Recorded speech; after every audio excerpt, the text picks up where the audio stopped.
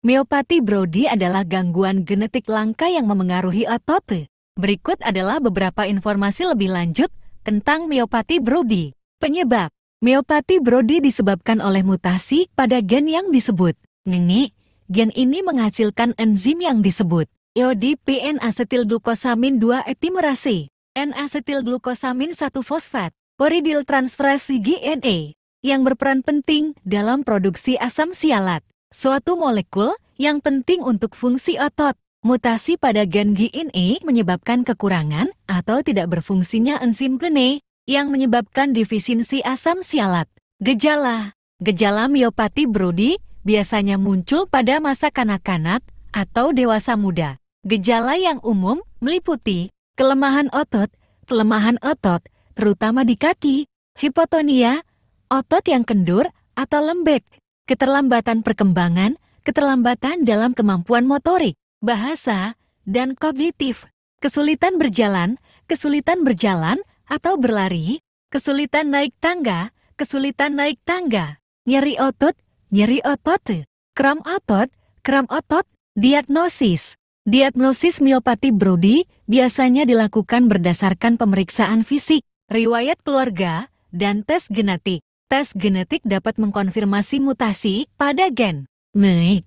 Biopsi otot dapat membantu mengkonfirmasi diagnosis dan menilai keparahan kondisi tersebut. Pengobatan. Tidak ada pengobatan yang dapat menyembuhkan myopathy Brody. Pengobatan fokus pada manajemen gejala dan meningkatkan kualitas hidup. Pengobatan yang umum meliputi terapi fisik. Terapi fisik dapat membantu meningkatkan kekuatan otot dan fungsi. Terapi okupasi dapat membantu meningkatkan kemampuan melakukan aktivitas sehari-hari. Obat-obatan dapat digunakan untuk mengobati gejala seperti nyeri otot atau kram otot. Dukungan keluarga sangat penting untuk orang dengan myopathy Brody dan keluarga mereka. Pencegahan. Tidak ada cara untuk mencegah myopathy Brody karena merupakan gangguan genetik. Namun, jika Anda memiliki riwayat keluarga myopathy Brody, Anda dapat berkonsultasi dengan dokter genetika untuk mengetahui risiko Anda dan keluarga Anda. Catatan. Myopathy Brody adalah kondisi serius yang dapat memengaruhi berbagai aspek kehidupan. Jika Anda memiliki kekhawatiran tentang myopathy Brody, penting untuk berkonsultasi dengan dokter untuk mendapatkan diagnosis dan pengobatan yang tepat. Bunion adalah benjolan yang terbentuk di dasar jempol kaki, di mana jempol kaki bertemu dengan kaki. Berikut adalah beberapa informasi lebih lanjut tentang bunion. Penyebab. Bunion disebabkan oleh kombinasi faktor termasuk genetika. Orang dengan riwayat keluarga bunion lebih mungkin untuk mengembangkan kondisi ini. Sepatu yang ketat, sempit, atau berhak tinggi dapat meningkatkan risiko bunion. Struktur kaki yang datar atau memiliki lengkungan tinggi juga dapat meningkatkan risiko bunion. Artritis, terutama rheumatoid arthritis, dapat menyebabkan bunion. Trauma pada kaki, seperti cedera atau patah tulang, dapat menyebabkan bunion. Gejala bunion dapat bervariasi dari orang ke orang. Gejala yang umum meliputi benjolan di dasar jempol kaki, benjolan yang terasa keras, dan nyeri. Nyeri di dasar jempol kaki, terutama saat berjalan atau berdiri. Kemerahan di sekitar benjolan. Pembekakan di sekitar benjolan. Kesulitan memakai sepatu karena benjolan. Jempol kaki yang bengkok ke arah jari kaki lainnya. Diagnosis bunion biasanya dilakukan berdasarkan pemeriksaan fisik. Dokter akan memeriksa kaki Anda dan menanyakan tentang gejala Anda. Sinar kali dapat membantu mengkonfirmasi diagnosis dan menilai keparahan kondisi tersebut. Pengobatan bunion tergantung pada keparahan kondisi tersebut. Pengobatan yang umum meliputi perubahan gaya hidup, seperti memakai sepatu yang nyaman dan menghindari sepatu berhak tinggi, dapat membantu mengurangi gejala bunion. Obat-obatan, seperti obat penghilang rasa sakit atau obat antiinflamasi, dapat membantu mengurangi nyeri dan pembengkakan. Ortosis. Ortosis, seperti bantalan kaki atau penyangga lengkung, dapat membantu mengurangi tekanan pada bunion. Pembedahan. Pembedahan mungkin diperlukan jika bunion parah atau tidak bereaksi terhadap pengobatan lainnya. Pembedahan melibatkan pemindahan tulang dan jaringan di sekitar bunion untuk memperbaiki bentuk kaki. Pencegahan. Beberapa langkah yang dapat diambil untuk mencegah bunion meliputi memakai sepatu yang nyaman, dan menghindari sepatu berhak tinggi. Menjaga berat badan yang sehat. Menjaga berat badan yang sehat untuk mengurangi tekanan pada kaki. Melakukan latihan peregangan. Melakukan latihan peregangan untuk meningkatkan fleksibilitas kaki. Catatan. Bunion adalah kondisi yang umum, tetapi dapat sangat mengganggu. Jika Anda memiliki kekhawatiran tentang bunion, penting untuk berkonsultasi dengan dokter untuk mendapatkan diagnosis dan pengobatan yang tepat. Anoskopi adalah prosedur medis yang digunakan untuk memeriksa rektum dan anus. Berikut adalah beberapa informasi lebih lanjut tentang anoskopi. Prosedur. Anoskopi dilakukan dengan menggunakan alat yang disebut anoskop, yaitu tabung tipis dan berongga yang dimasukkan ke dalam rektum. Anoskop biasanya dilumuri pelumas untuk memudahkan penyisipan. Dokter akan memeriksa rektum dan anus dengan cermat untuk mencari kelainan seperti hemoroid. Hemoroid adalah pembuluh darah yang membengkak di rektum atau anusa. Fisura ani. Fisura ani adalah robekan kecil di lapisan anus. Fisura ani. Fisura ani adalah robekan kecil di lapisan anus. Polip rektum. Polip rektum adalah pertumbuhan kecil yang menonjol dari lapisan rektum. Kanker rektum. Kanker rektum adalah kanker yang terjadi di rektum. Alasan anoskopi.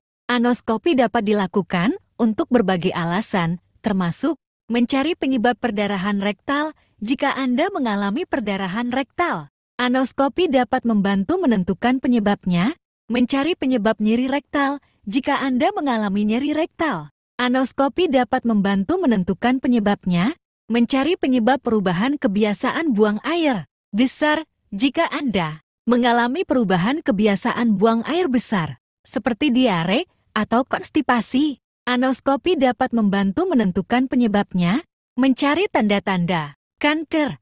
Anoskopi dapat membantu mendeteksi tanda-tanda kanker rektum. Memeriksa efek pengobatan. Anoskopi dapat membantu memeriksa efek pengobatan untuk kondisi rektum atau anus. Risiko anoskopi. Anoskopi umumnya merupakan prosedur yang aman, tetapi ada beberapa risiko, termasuk nyeri.